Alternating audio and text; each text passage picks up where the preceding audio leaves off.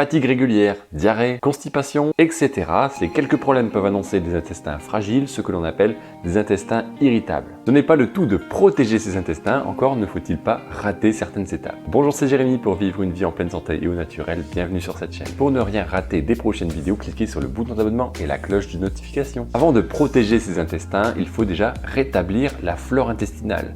Une flore intestinale déséquilibrée va participer à développer le développement des bactéries pathogènes. Ce sont les bactéries qui n'ont pas leur place pour une bonne santé. La présence de ces bactéries va amener les troubles que je viens de citer, par exemple les douleurs intestinales, les diarrhées, la constipation, la fatigue chronique, les ballonnements, etc. Et curieusement, une flore intestinale qui est déséquilibrée peut participer à développer l'envie de consommer des produits, des aliments sucrés. Pour restaurer ces intestins, il faut que ces bactéries pathogènes ne soient pas trop nombreux par rapport aux bactéries qui ont leur place.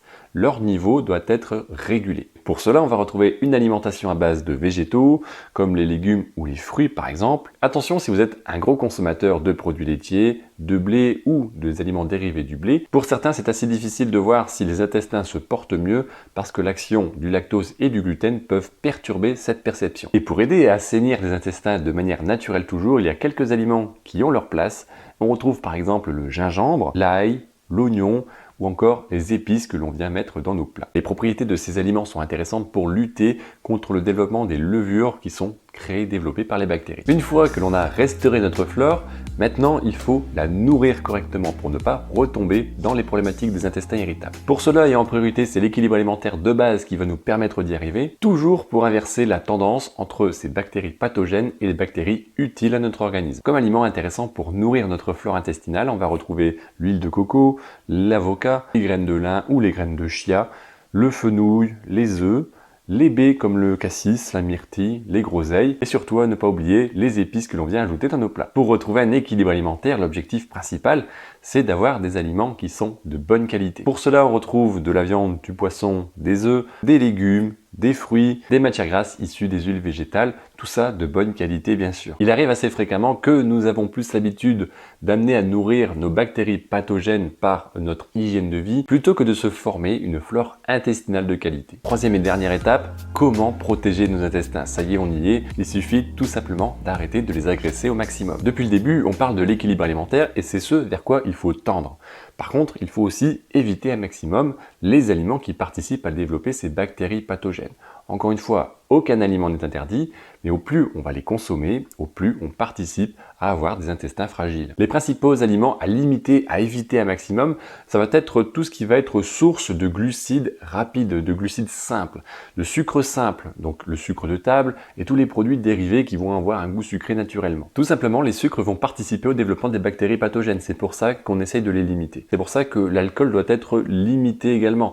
On essaye d'éviter la consommation d'additifs alimentaires, alors c'est pas bien compliqué. Dès qu'un aliment sera transformé dans le commerce, il y a de grandes chances qu'il y ait des additifs alimentaires. Donc forcément, ça pousse à consommer des aliments naturels. Une autre astuce, au moment des repas, on évite de trop se surcharger. C'est possible que de temps en temps, il y ait un repas de fête ou entre amis, et là, il n'y a pas de problème. Mais il ne faut pas que cette surcharge soit présente à chaque repas.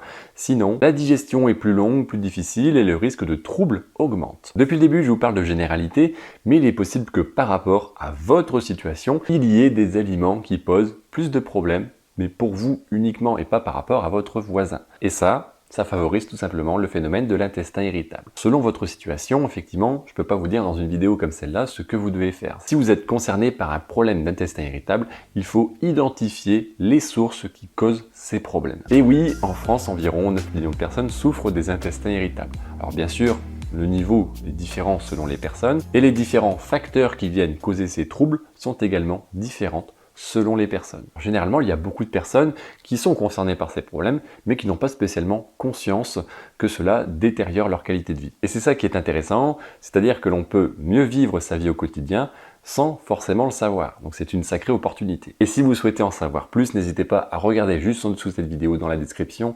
Vous avez un accès à un accompagnement offert pour vous permettre de mieux comprendre quels sont les différents troubles de l'intestin irritable. N'hésitez pas à me poser vos questions en commentaire si vous en restez sur le sujet. On se retrouve bientôt pour une nouvelle vidéo et un nouveau sujet. Portez-vous bien et à bientôt.